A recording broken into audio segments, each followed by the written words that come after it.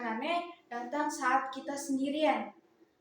Aku harus melawan pikiran-pikiran tersebut. Harus aku akui bahwa aku kadang merasa memiliki masalah yang serius, sehingga aku tidak ingin mengenal seseorang lagi. Dari quotes tersebut, kalian bisa membayangkan permasalahan apa yang akan datang di 5 atau 10 tahun ke depan. Mungkin kalian memiliki permasalahan tentang pertemanan, tentang percintaan, atau bahkan masalah pekerjaan nanti yang tidak sesuai dengan ekspektasi kalian saat ini. Dari bayangan yang sudah kalian bayangkan, kalian harus tahu pentingnya menjaga kesehatan mental. Halo semuanya, perkenalkan, saya Grace Fiarinalhaq, nomor absen 14. Saya akan mempresentasikan tentang esai yang sudah saya buat, yaitu generasi muda peduli kesehatan mental. Kesehatan mental adalah suatu hal yang sangat penting. Banyak dari orang-orang sekitar yang menganggap kesehatan mental sebuah sugesti semata yang dapat disembuhkan secara mudah.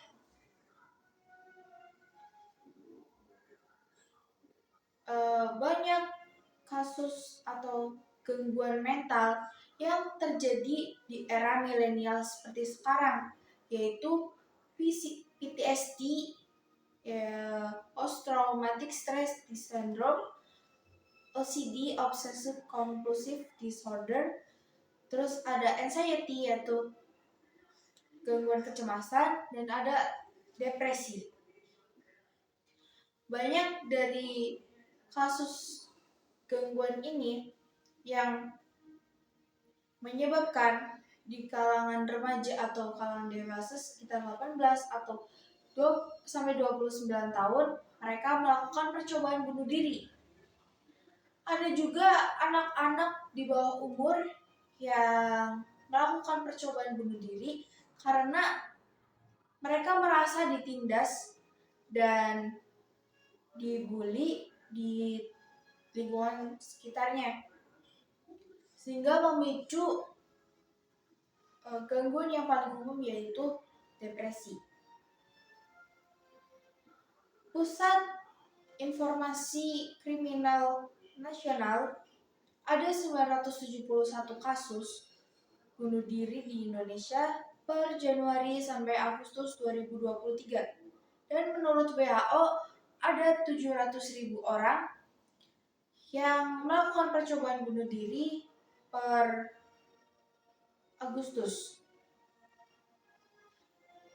yang menyebabkan kematian tertinggi nomor 4. Dan sini saya akan mengangkat kasus Dimas Jonathan yang merupakan seorang guru yang melakukan percobaan bunuh diri. Beliau dikenal dengan seorang yang sangat periang, baik, terus dia suka nanya kabar ke muridnya. Sebelum melakukan percobaan bunuh diri itu, beliau memposting sebuah foto dengan judul lagu I Always Wanna Die, yang artinya aku selalu ingin mati. Dan ada sebuah dokumen yang kurang lebih berisikan tentang kehidupan dia semasa kecil yang pernah dibully dan saat SMA dia pernah menjadi pelaku bullying. Dan ada statement pertanyaan yang menurut saya itu di luar pikiran akal manusia normal. Saya akan membuat contohnya yang dia tulis seperti, apa sih sebenarnya yang terjadi di Gaza? Itu memang tanah milik siapa? Kenapa ada milik tanah negara tertentu? Itu sebelum itu gimana sih kepemilikannya? Itu salah satunya. Dan di akhir tulisannya dia menuliskan, kalian semua benar. aku yang salah, I'm the pathetic, I'm miserable, I'm the problem. Yang artinya aku menyedihkan, aku sengsara, aku yang menjadi masalah. Setelah saya membaca dokumen yang dia buat dan mencari tahu tentang dia, dia merupakan seorang yang selalu menjadi pendengar baik. Dan menurut saya, orang yang menjadi pendengar baik, mungkin dia juga butuh seseorang bisa mendengar keluh kesah dia. Dan mungkin orang yang kelihatannya baik-baik saja bisa ketawa ke TV, dia mungkin memiliki masalah yang serius, tapi dia tidak tahu cara menyampaikannya, atau bahkan tidak ada tempat untuk bercerita. Mungkin banyak di sekelilingnya yang menganggap cerita itu hanya pikiran dia semata. Ya benar sih, itu pikiran dia semata, pikiran dia sendiri. Tapi menurut saya emang pikiran orang itu berbeda-beda. Ada yang memang pikirannya seluas itu, dan ada pertanyaan-pertanyaan yang memang gak bisa dia jawab, atau bahkan orang lain gak bisa jawab.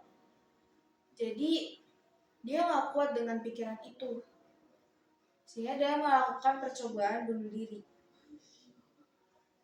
Dari banyaknya kasus bunuh diri di Indonesia atau di manapun, yang menjadi salah satu penyebabnya yaitu kayak rumah sakit, klinik, atau bahkan psikiater yang tidak dapat mendiagnosis para pasien yang terkena gangguan mental secara akurat. Banyak juga stigma masyarakat yang menganggap bahwa kesehatan mental itu adalah suatu penyakit yang mudah untuk disembuhkan.